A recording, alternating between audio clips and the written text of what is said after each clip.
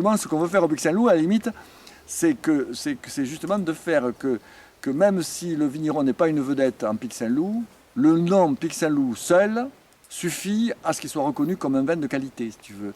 Qu'on n'ait pas besoin d'être un grand communicateur, parce que ces vedettes, tous, c'est tous des grands communicants, il faut quand même le dire. Hein, on les connaît, ils ont des personnalités très intéressantes, voilà, et qui savent communiquer. Mais ce n'est pas le lot de tout le monde. On peut être très bon vigneron, un excellent vigneron même, sans être un communicant, une personnalité rayonnante. Hein, je veux dire, c'est normal.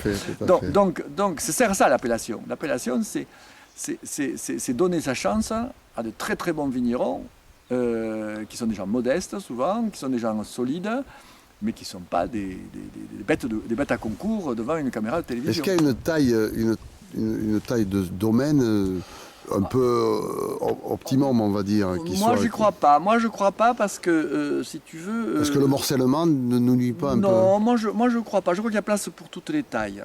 Je crois que si tu veux... c'est vrai que la Bourgogne, par exemple, les vignerons bourguignons ont tous plus ou moins de petites surfaces. On dort quand même des propriétés de grands noms. Quand même. Mais parce que le morcellement, les successions, etc. Le Languedoc a une structure de départ de vignoble en général importante. Même les vignerons qui se disent petits, en général, quand on gratte, on s'aperçoit que la propriété familiale fait au moins une vingtaine d'hectares de vigne, 21 hectares ou 25 hectares en général, hein, au moins. Hein. Bon.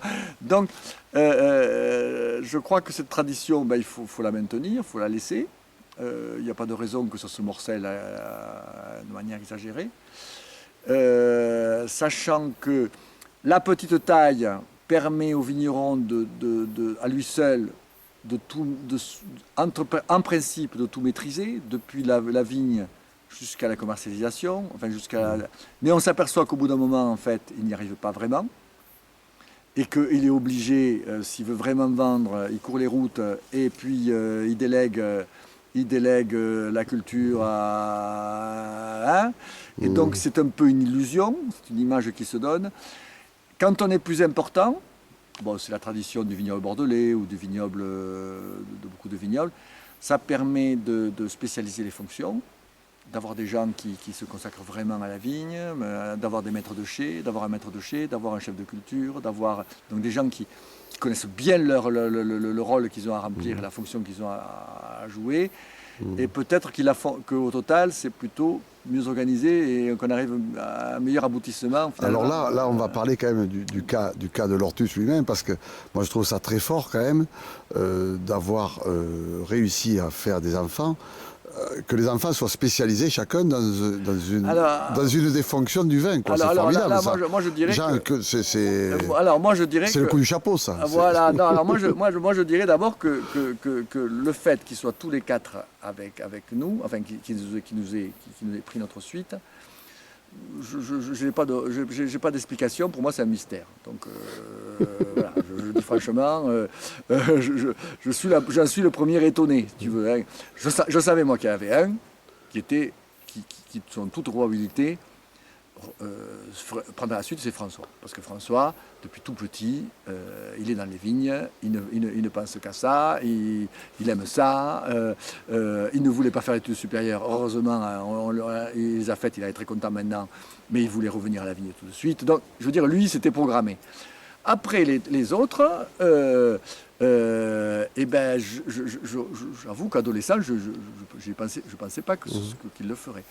Et il s'est avéré, si tu veux, que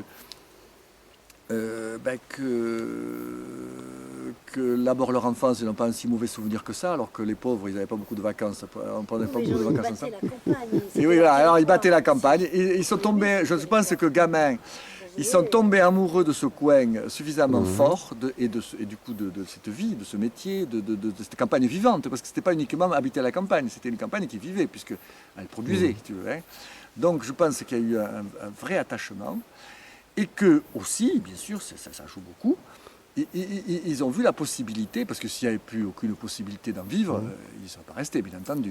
Et ils se sont dit, mais en plus, il y a un projet d'entreprise, il faut bien appeler ça comme ça, qui vaut le coup d'être tenté.